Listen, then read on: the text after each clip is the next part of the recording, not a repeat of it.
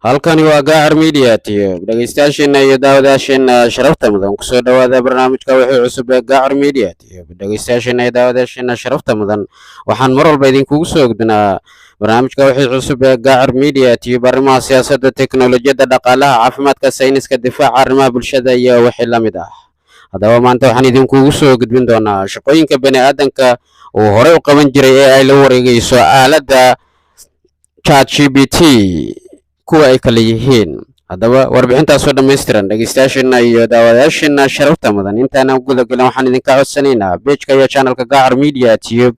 inaad subscribe like iyo share iyo follow dhahdaan waa mahadsantiin aan ku bilowno waxaa la soo sheegay aaladda ChatGPT ee dalka Mareykanka ee dhawaan la soo saaray shaqooyin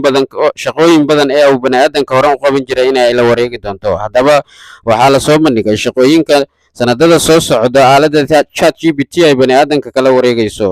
haddaba shaqooyinkani waa kuwii waxaa la wada ogyahay marba kasii dambayso teknolojiyadda casriga ee soo baxayso in ay fududeeyeen howlaha bani'aadanka uu qabto sidoo kale waxaa hubaal ah aaladaha teknolojiyadda casriga ee mar walba soo baxayo in ay wax u dhimayaan rabitaanka bani'aadanka ee la xiriira shaqooyinka kala duwan shirkadda OpenAI ee leh ama soo saartay aaladda ChatGPT ee shirkadani oo laga leeyahay dalka Mareykanka ayaa haddaba dad badani ay soo jiidatay kororka tirada shacabka adduunka iyo baahida shaqo ee waqtigan ka jirta adduunka aaladda ChatGPT in ay shaqooyinkii bani'aadanka la wareegto ayaa la sheegayaa in ay tahay arrin halis ah warbaahinta Euronews warbixin ay soo sheegtay gaar ahaan xirfadlayaal arrimaha teknolojiyadda ku takhasusay warbixin ay ka diyaarisay ayay kusoo bandhigtay in aaladda ChatGPT ay la wareegtay 86 shaqo oo gabi ahaantooda ay la wareegtay haddaba shaqooyinkani waxaa ka mid ah shaqooyinka xisaabaadka diyaarinta xogta canshuurta falanqaynta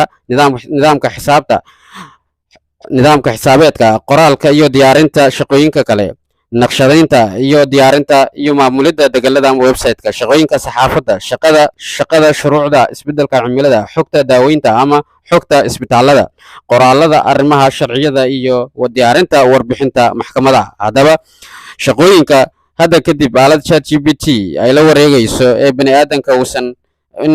la wareegayso bani'aadanka ma qaban doona hadda kabid ayadoo taasina ay dhibkeeda leedahay haddaba khubarada teknolojiyadda ayaa sheegay inay ka walaacsan yihiin tayadarrada qoraalada iyo warbixinada ay soo saari doonto aaladda ChatGPT taasoo ay ku tilmaameen in ay arrin halis ah oo dhaawac u keenaysa bani'aadanka in ay noqon doonto haddaba dhegeystayaasheena iyo daawadayaasheena sharafta mudan intaasi waxaa inaga barnaamijka wixii cusub ee Gaar Media TV barnaamijka kan xiga intaan ku kulmi doona nabadiino iyo Ramadaan Mubaarak